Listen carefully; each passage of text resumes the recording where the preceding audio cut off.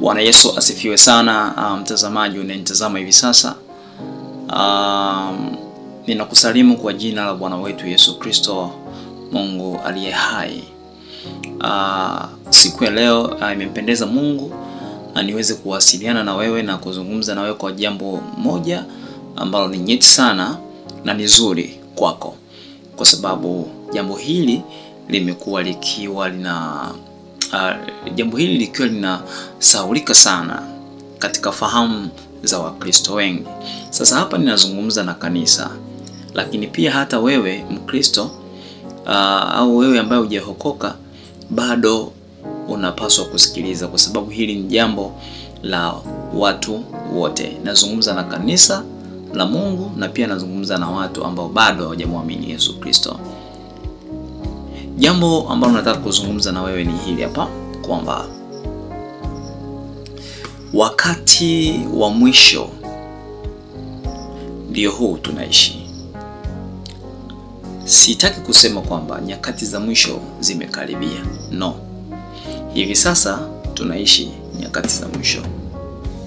Na tumefika katika ncha mwishoni kabisa, ambako tunategemea ujio wa Yesu Kristo mara ya pili, atakapokuja kuchukua kanisa lake, wale waliomwamini Yesu Kristo kuwa Bwana na Mwokozi wa maisha yao. Hao ndio watakaonyakuliwa. Unyakuo is coming soon. Rapture is coming soon. Unyakuo kwa karibu. Jiandae. Ninataka kuzungumza nawe kitu hiki hapa, kwamba wewe ambaye unajikuta bado una movement nyingi za maisha katika utafutaji, hizo harakati zisije zikakufanya umsahau muumba wako atakapokuja ukakosa kuingia katika ufalme wa Mungu. Sasa hivi Yesu anafanya kila namna, Roho wa Mungu anafanya kila namna ya kuweza kutuma message kwa wale wamngojeao, kuwapasha habari kwa habari ya kukaribia kwa unyakuo. Hili ninakukumbusha, wako watumishi wengi ukifuatilia hivi sasa, injili inahubiriwa kwa mataifa yote. Kila mahali watu wanahubiri injili. Hebu tazama katika simu yako watu namna ambavyo wanahubiri injili. Maana inatuambia kabisa kwamba wakati huo injili itahubiriwa kwa mataifa yote, na hapo ndipo ule mwisho utakapokaribia. Ukisoma katika kitabu kile cha Mathayo sura 24 ule mstari wa 15 na nafikiri anasema ya kwamba injili itahubiriwa kwa mataifa yote, na hapo ndipo ule mwisho utakapokaribia. Hivi sasa katika matukio yote ambayo Yesu alikwisha kuwahi kutabiri hapo mwanzo, hivi sasa hakuna unabii ambao haujatimia. Alisema watakuwepo au watatokea manabii wa uongo, makristo wa uongo watatokea. Na pia alisema kwamba mtasikia habari za vita. Tunaona sasa hivi katika television, ukiangalia katika Al Jazeera, kila siku ni vita. Unaona Israeli wanapigana huko na Iran, na Gaza inasambaratika. Vita, anasema mtasikia. Sio lazima sisi tupigane vita, lakini anasema mtasikia tetesi za vita, njaa mahali. Sio lazima taifa letu likumbwe na njaa, lakini kuna maeneo mengine tutasikia njaa zinatokea. Kwa mfano, haya mataifa ambayo yanapigana vita, ni lazima ndani yake njaa itakuwepo. Kwa hiyo sisi kwetu tunaweza tukawa tuna amani, tunaweza tukajikuta tunafanya movement kila siku, maisha yetu yanaendelea, watu wanaoa na kuolewa na hakuna vita, wafikiri njaa, lakini kuna mahali njaa itakuwepo. Pia anasema matetemeko ya ardhi yatatokea mahali. Sio kila sehemu tetemeko la ardhi litatokea, lakini tunapata message kwamba kuna mahali tetemeko la ardhi limetokea likaangusha magorofa kadhaa, nyumba kadhaa na kuua watu. Inawezekana kwetu lisitokee au likatokea kwetu, lakini kama likitokea kwetu, hata huko kwingine watapata habari, watasikia. Kwa hiyo sio dunia nzima tetemeko la ardhi ikitokea basi dunia nzima tetemeko hapana, tutasikia.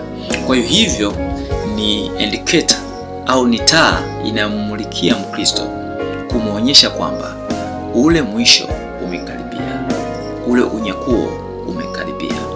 Je, ni kuulize swali, unabii gani ambao unauona wewe bado haujatimilika? Bado haujatimilika. Ni unabii gani? Kila unabii uliozungumzwa umekwisha kutimilika. Ukisoma katika Timotheo kule anasema ya kwamba wakati huo zitakuwa nyakati za hatari. Wengi watakuwa wenye kujipenda wenyewe kuliko kumpenda Mungu. Wengi watakuwa wenye kupenda fedha. Haimaanishi kwamba hatupendi fedha, lakini hiyo pesa inakuwa ni kama ibada, inakuwa kama ni Mungu unaitumikia kuliko kutenga muda wako na Mungu. Na kusi sana, jihadhari, jitakase hivi sasa. Unyakuo unaweza kukukuta wakati wowote. Hata hivi sasa tunazungumza, yaweza ikawa. Usisubiri kesho, usisubiri kesho kutwa. Andaa ufahamu wako katika kuelewa. Hebu utazama maisha yako ya rohoni, tazama baada ya dunia hii. Maisha yako yatakuwaje hapo baadaye? Je, utanyakuliwa? Jiulize maswali ya msingi. Yesu atakuja sasa hivi, utanyakuliwa? Yesu atakapokuja hivi sasa, utanyakuliwa kwenda naye mbinguni? Unakubali kubaki katika ile dhiki kuu ya miaka 7?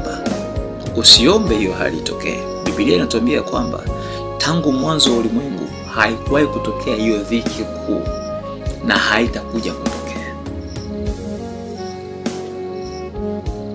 Kama kweli umenia kumuishia Yesu Kristo, kuishi maisha ya kiroho, kuishi maisha ya Kikristo, kumpendeza Mungu kwa mawazo, kwa akili, kwa nafsi, roho, kwa moyo wote, kwa nguvu zako zote na kwa mali zako zote, acha tubu dhambi unazoziona kwako zinakuzuia. Jichunguze hivi sasa.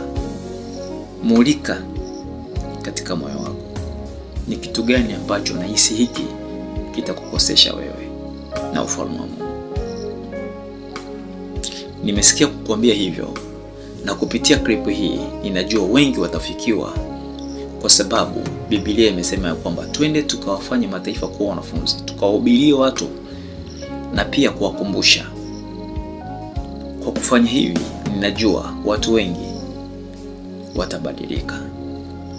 Kama wewe hutobadilika ni juu yako, lakini kuna ambaye anaiona hii clip itamsaidia na atatubu dhambi zake. Yesu Kristo anakaribia, anarudi. Yesu anarudi hivi karibuni. Yesu anarudi. Nakusihi sana, kabidhi Yesu Kristo maisha yako kama hujaokoka bado. Usije ukaachwa.